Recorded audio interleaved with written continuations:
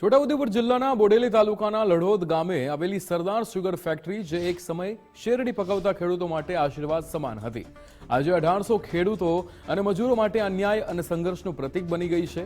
વર્ષ 1998માં આ વિસ્તારના ખેડૂતોને આર્થિક રીતે સદ્ધર બનાવવા માટે સ્થાપિત કરાયેલી આ ફેક્ટરીએ એક સમયે સમગ્ર વિસ્તારમાં સમૃદ્ધિ લાવી હતી, પરંતુ રાજકીય અવ્યવસ્થાપન અને ખોટા નિર્ણયોના કારણે ફેક્ટરી ધીમે ધીમે પતનની દિશામાં ગઈ અને અંતે વર્ષ 2008માં બંધ થઈ ગઈ।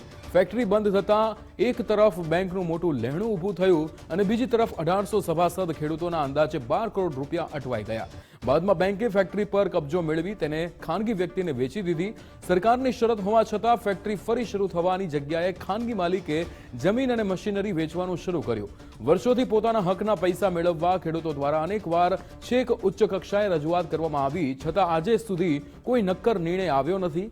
ખેડૂતો સાથે સાથે ફેક્ટરીના કામદારોના પગાર પણ બાકી છે, જેના કારણે અનેક પરિવારો દેવાદાર બન્યા છે। હવે ફેક્ટરીની સંપત્તિ વેચાઈ રહી હોવાના સમાચારથી ખેડૂતોમાં ભારે રોષ છે અને સરકાર તાત્કાલિક વ્યાજ સહિત ચૂકવણી નહીં કરે તો ઉગ્ર આંદોલન કરવાની પણ અહીંયા ખેડૂતો ચીમકી આપી રહ્યા છે।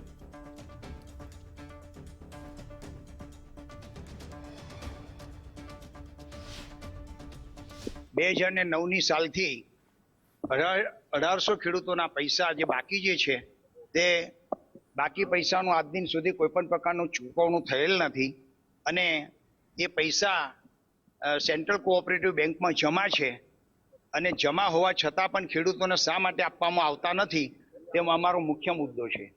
ખેડૂતો અત્યારે ખૂબ જ પાયમાલ થઈ ગયા છે, તેઓથી લોનો ભરાતી નથી, આર્થિક અસહ્ય નુકસાન વેઠવું પડતું હોય છે અને એવા સમયમાં તેઓની પરિસ્થિતિ બહુ ખૂબ જ કપરી બની ગઈ છે, જેથી અમો તમામ ખેડૂતો આજ રોજ લડત આપવા માટે ભેગા થયેલા છે। આ સુગર ફેક્ટરીને ચાલુ કરવા માટેનો પણ અમારો મુખ્ય મુદ્દો છે।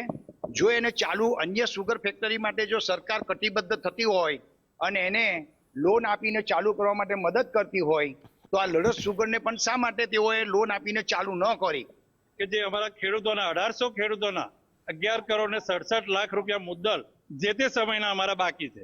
હવે એ પૈસાને લીધે અમારા 1800 ખેડૂતના કુટુંબો, અમારી પરિસ્થિતિ એવી છે કે જે તે ટાઈમથી અમારા પૈસા જ્યારથી નહીં મળ્યા ત્યારથી અમારી બેંકો અમારાથી ભરાતી નથી। બેંકોના અમે લોકોની પાસેથી પૈસા લાવીને વ્યાજે લાવીને ઉથલામાં આવે છે, નથી અમારા છોકરાને પૂરતું શિક્ષણ અપાતું કે અમારી નથી ખેતીમાં બજારમાં કોઈનું અમારાથી પૈસા અપાય નથી, ખેતીમાં પણ અમારે ખૂબ અમે પાછળ પડેલા છે।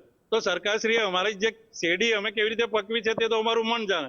એ શેરડી જ્યારે સુગરમાં નાખી પીલન થઈ શેરડી વેચાઈ ગઈ અને એના પૈસા આજ દિન સુધી મળ્યા નથી, તો આ પૈસા સરકારશ્રી અમને કોઈ પણ હિસાબે અમને ખેડૂતોને વહેલી તકે ટૂંક મુદતમાં આપે અને જો ના આપે તો હવે પછી અમે આ બધા જ ખેડૂતો ભેગા થઈને આગળની કાર્યવાહી ખૂબ ઉગ્ર આંદોલન કરી અને અમારા હકના પૈસા લેવાના છે।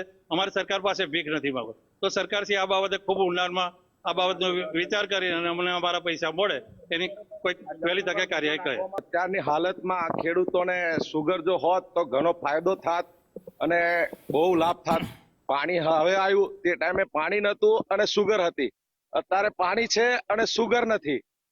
અને જે અમે જે મહેનત કરીને સુગરમાં જે ખેતી પકવીને જે શેરડી નાખેલી એના જે પૈસા છેલ્લું પિલાન જે થયેલું એના પૈસા જે અમારા બાકી છે 1800 ખેડૂતોના જે 12 કરોડની આજુબાજુની જે મૂળ રકમ જે છે તે આજ સુધી અમને મળી નથી અને આગળ મોટી રજૂઆત કરવા કે મોટું કઈ આંદોલન